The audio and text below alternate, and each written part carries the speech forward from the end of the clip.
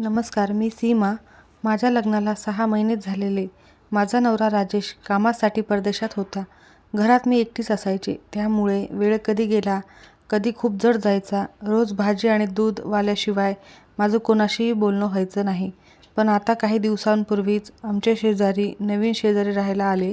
ते एक जोडपं होतं. त्यांच्यासोबत एक मुलगाही होता. ज्यावेळी ते सामान शिफ्ट करत होते, तेव्हा मी बाहेरच अंगणात होते. त्यावेळी तो शेजारी मुलगा माझ्याकडे शांतपणे पाहत होता. त्याच्या डोळ्यात एक वेगळाच भाव होता. ना हसू होतं, ना बोलणं होतं. एक क्षणासाठी तर मला असं वाटलं की जणू तो काहीतरी निरीक्षण करत असल्यासारखं बघतोय. तर माझी त्याच्यावर नजर गेली म्हणून मी थोडे हसले.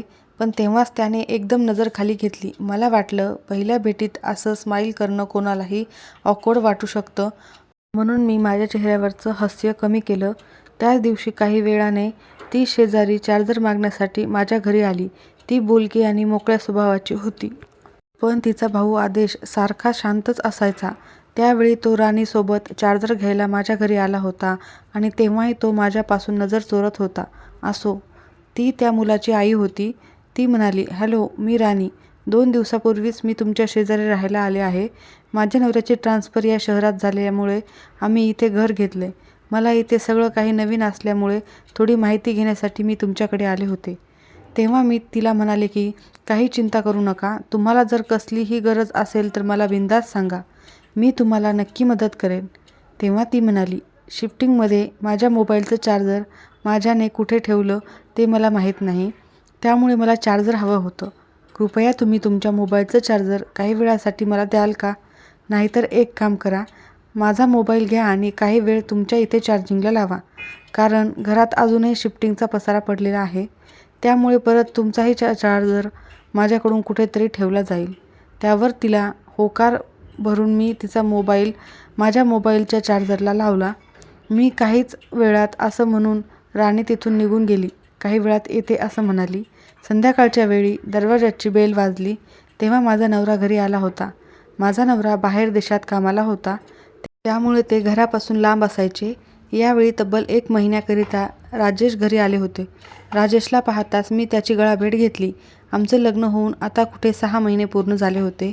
माझा नवरा परदेशात गेल्यावर मला कायम त्याची आठवण सतावत असायची. कारण घरात सासू-सासरे नव्हते. माझ्या लग्नाच्या आधीच ते देवाघरी गेले होते. त्या दिवशी रात्री आम्ही दोघेही जेवायला बसलो. तेवढ्यात घराची बेल वाजली. नक्की राणी तिचा मोबाईल घेण्यासाठी आली असेल असं मला वाटलं आणि मी दरवाजा उघडायला गेले. पण दरवाजा उघडला तर समोर आमचा नवीन शेजारी होता. दरवाजा उघडताच तो माझ्याकडे एकटक बघू लागला. त्याला अशी कोणती सवय होती त्याचं त्यालाच ठाऊक. पण त्याचं अशा प्रकारे बघणं मला थोडं विचित्र वाटत होतं. कारण जेव्हा त्याची शिफ्टिंग चालू होती तेव्हाही तो अगदी त्याच्याच पद्धतीने माझ्याकडे बघत होता. मला ते अजिबात आवडत नव्हतं. त्याला मी काही विचारणार तोच तो मोबाईल द्या असं बोलला. त्यावरून मला समजलं की राणीने त्याला तिचा मोबाईल घेण्यासाठी पाठवलं असावं. मी त्याला म्हणाले, "2 मिनिट थांब, मी मोबाईल घेऊन आलेच." तेवढ्यात त्याने त्याला आवाज दिला. त्यावरून मला समजलं होतं की त्याचं नाव आदेश आहे. माझी एवढी अजून ओळख नव्हती. नाहीतर मी आदेशची कंप्लेंट तिच्याकडे केली असती. पण आत्ताच नवीन आलेल्या शेजाऱ्यांना असं काही गोष्टी सांगणं म्हणजे भांडणाचं कारण झालं असतं. त्यामुळे मी काही न बोलता त्याच्याकडे दुर्लक्ष केलं व घरात शिरले. त्या रात्री अचानकच आदेशचा चेहरा माझ्या डोळ्यासमोर आला. तेव्हा मी उठून पाहिलं तर समोरच्या घराच्या खिडकीत आदेश स्वतःच्याच चेहऱ्यावर टॉर्च पकडून उभा होता आणि ते मला आमच्या रूममधल्या खिडकीतून स्पष्ट दिसत होतं. त्याला तिथे उभं बघून मला तर भीती वाटली. तेव्हा मी लगेच उठून खिडकीचे पडदे लावून घेतले. दुसऱ्या दिवशी सकाळी नाश्ता करत असताना मी राजेशला ती रात्रीची गोष्ट सांगितली. त्यावर तो म्हणाला, "लहान मुलं असे खट्याळ असतातच. आदेश ही अंधारात असल्यामुळे काहीतरी खोड्या करत असेल. तू त्याच्याकडे लक्ष देऊ नकोस. बरं सांग, आज तू माझ्यासाठी दुपारी काय स्पेशल मेनू बनवणार आहेस?" तेव्हा मी राजेशला म्हणाले, "तुझ्यासाठी ते सरप्राईज आहे. पण हो, तुला आवडणारी गोष्ट मी बनवणार आहे." तेव्हा राजेश म्हणाला, "ठीक आहे, मी आतुरतेने दुपारच्या जेवणाची वाट पाहीन." मग नाश्ता आटपून राजेश त्याचं काम करत रूममध्ये बसला. मी त्यावेळी विचार करत होते की राजेशला आवडेल असं मी काय बनवू शकते. तेव्हा मला एकदमच आठवलं की राजेशला आमरस पुरी खूप आवडते. मला आंबे घेण्यासाठी कुठे लांब जाण्याची गरज नव्हती. आमच्या घराच्या अंगणातच एक बहारदार असं आंब्याचं झाड होतं. तेव्हा मी एक छोटी बास्केट घेऊन अंगणात गेले. मी जेव्हा अंगणात गेले तेव्हा मला दिसलं की आंबे तर माझ्या हातात येणार नाहीत एवढे ते उंचीवर होते.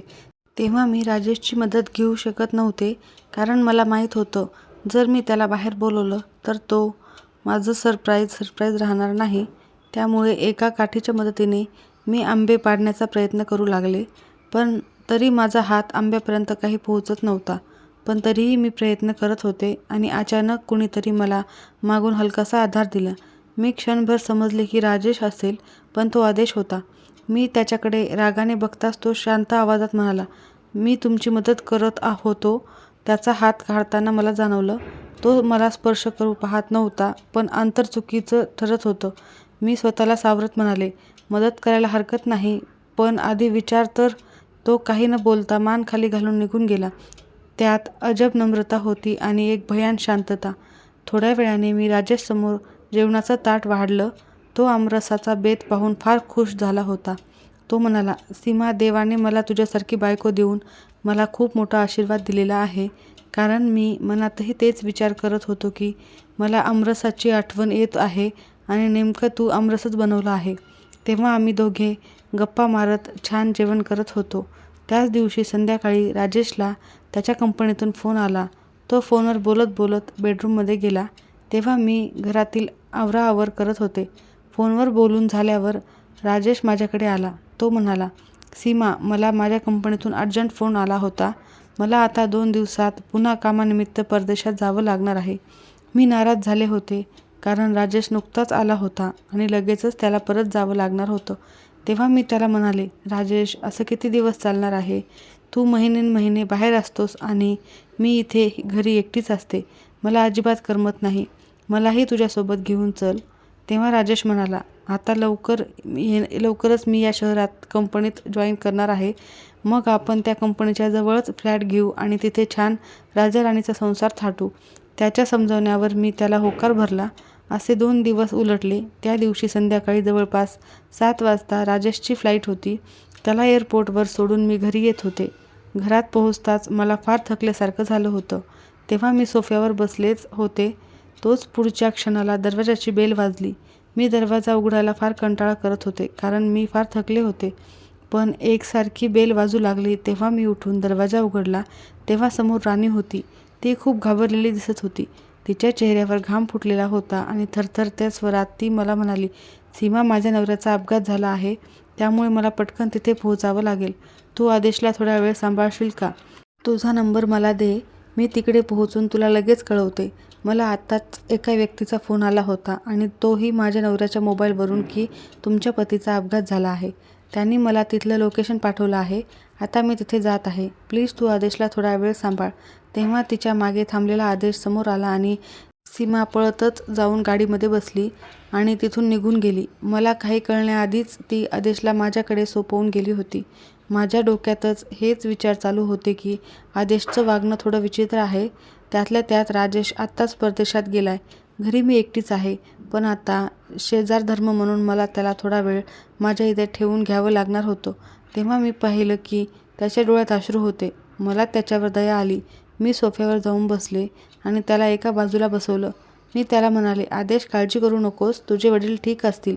माझा नंबर राणी घेऊन गेलीच आहे. थोड्या वेळातच तिचा फोन येईल. सगळं काही ठीक असेल." तेव्हा आदेश फक्त मान डोलवत होता. त्याला कदाचित जास्त बोलायची सवय नव्हती, कारण याआधी तो फक्त माझ्याकडे बघतच असायचा. तेव्हा मी फार दमलेली होते. तरीही मी हिंमत करून उभी राहिले आणि स्वयंपाक बनवायला किचनमध्ये गेले. तेव्हा स्वयंपाक बनवत असताना आदेश तिथे आला. मी त्याला विचारलं की, "तुला काही हवं होतं का?" त्यावर तो म्हणाला, "काकी, तू फार दमलेली दिसतेस. तुला माझी मदत हवी असेल तर मी तुला मदत करतो." असं म्हणून तो मला स्वयंपाकात मदत करू लागला. त्याला मी वाईट मुलगा समजले होते, पण तो तर मला मदत करत होता. कदाचित त्याचा माझ्याकडे बघण्याचा दृष्टिकोन, याचा मी विचार केला तसा नव्हताच. तेव्हा स्वयंपाक बनवत असताना आदेशची मला खूप मदत झाली होती. जेवण करत असताना देखील तो शांतपणे जेवण करत होता. तेव्हाही तो माझ्याशी जास्त काही बोलत नव्हता. मला एकदमच आठवलं की राणी मला पोहोचल्यावर फोन करणार होती. तिने गडबडीत माझा नंबर तर घेतला होता, पण माझ्याकडे तिचा नंबर नव्हता. त्यावेळी मला तिची काळजी वाटू लागली होती. मी आदेशला त्याच्या आईचा नंबर विचारला. तर तो म्हणाला, माझ्या आईने नवीन नंबर घेतला आहे, तो मला पाठ नाही आणि जुना नंबर तिचा बंद झाला आहे. त्यावर मी म्हणाले, ठीक आहे, काही हरकत नाही. काही वेळाने मला राणीचा फोन आला. ती म्हणाली, माझ्या नवऱ्याचा भीषण अपघात झाला आहे. त्याला आत्ताच हॉस्पिटलमध्ये आम्ही घेऊन आलो आहोत. त्याच्याजवळ थांबायला इथे कोणीही नाही आहे आणि हॉस्पिटलला आपल्या घरापासून जवळपास 20 किलोमीटर लांब आहे. त्यामुळे आज रात्री आदेशला तुझ्या घरी थांबावं लागणार. प्लीज तू माझी तेवढी मदत कर. उद्या सकाळी मी लवकरच घरी येऊन त्याला माझ्यासोबत घेऊन जाईन. तेव्हा मी तिला ठीक आहे म्हणाले. पोटभर जेवण झाल्यावर मला झोप येऊ लागली होती. त्यामुळे माझा सोफ्यावरच डोळा लागून गेला. मला बाहेर हॉलमध्ये झोप कधी आली कळालंच नाही. मध्यरात्री मला जाग आली तेव्हा मी पाहिलं आदेश तिथेच बसून होता. मी त्याला विचारले की आदेश तू अजून झोपला नाहीस? तर तो म्हणाला, कुठे झोपायचं तेही मला माहीत नाही, तर मी कसं झोपणार? माझा सोफ्यावरच डोळा लागला, त्यामुळे आदेशही तिथेच बसून होता. तेव्हा मी त्याला म्हणाले की तू बेडरूममध्ये जाऊन झोप, मी इथे सोफ्यावर झोपते. एका रात्रीची गोष्ट होती, त्यामुळे मी सोफ्यावरच झोपायला तयार झाले होते. तेव्हा आदेश बेडरूममध्ये जाऊन झोपला. सकाळी जेव्हा माझा डोळा उघडला तेव्हा मी पाहिलं आदेश त्याचं आवरून हॉलमध्ये येऊन बसला होता. मला जाग आली तेव्हा त्याला पाहून मी तर घाबरलेच होते, कारण तो मला एकसारखा बघत होता. त्याचं तसं वागणं पाहून तो कधीही घरी जातो याची मी वाट पाहू लागले. जसं तसं मी त्याच्यासोबत घरात थांबले होते. आता मी राणीची वाट बघत होते की ती घरी येऊन त्याला कधी घेऊन जाईल. तिची वाट बघत बघत 3-4 तास उलटले. दुपार होत आली होती, तरी राणी अजूनपर्यंत माझ्या घरी आली नव्हती. त्यामुळे मी तिला फोन लावू लागले. तिला फोन लावला तर तिचा फोन बंद येत होता. तेव्हा मी तिला सलग 3-4 वेळेला फोन केले, पण तिचा फोन तर सतत बंद येत होता. तिने ना मला हॉस्पिटलचा पत्ता दिला होता, ना दुसरा कुठलाही नंबर माझ्याकडे होता. ते नवीनच राहायला आले होते, त्यामुळे मला त्यांच्याबद्दल जास्त माहितीही नव्हती. काल संध्याकाळच्या थकव्यामुळे मला अजूनही बरं वाटत नव्हतं आणि सोफ्यावर झोपल्यामुळे माझं अंगही खूप दुखू लागलं होतं. त्यामुळे मी बाहेरूनच जेवण मागवलं. दुपारची संध्याकाळ आणि संध्याकाळची रात्र झाली, तरीही राणीचा काहीही पत्ता नव्हता. मला टेन्शन येऊ लागलं होतं, कारण आज पुन्हा मी आदेशला माझ्या घरी ठेवू शकणार नव्हते. माझा नवरा घरी नसल्यामुळे माझ्या मनात तर त्याच्याबद्दल अजूनच भीती निर्माण होऊ लागली होती. मी राणीला सतत फोन ट्राय करत होते, पण तिचा फोन अजूनही बंदच येत होता.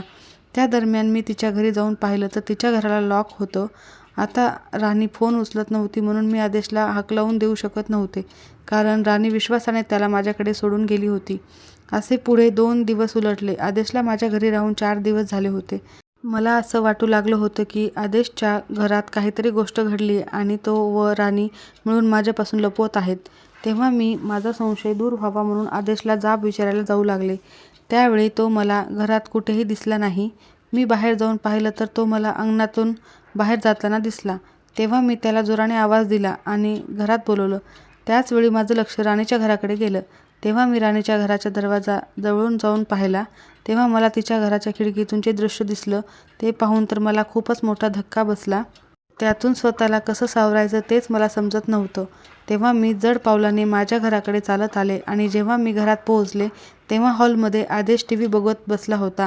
टीव्हीवर बातम्या सुरू होत्या. त्या बातम्यांमध्ये जे दाखवलं जात होतं ते पाहून तर मला अजूनच जोराचा झटका बसला. मला धक्क्यावर धक्के बसतच चालले होते. त्या बातम्यांमध्ये राणीचा आणि तिच्या नवऱ्याचा फोटो दाखवला जात होता. त्यात सांगितलं जात होतं की हे दोघं लोक मुलाचं अपहरण करून त्यांना दुसऱ्या देशात विकत आहेत. याचा शोध लागला आहे आणि पोलिसांनी त्यांना आता ताब्यात घेतलं आहे.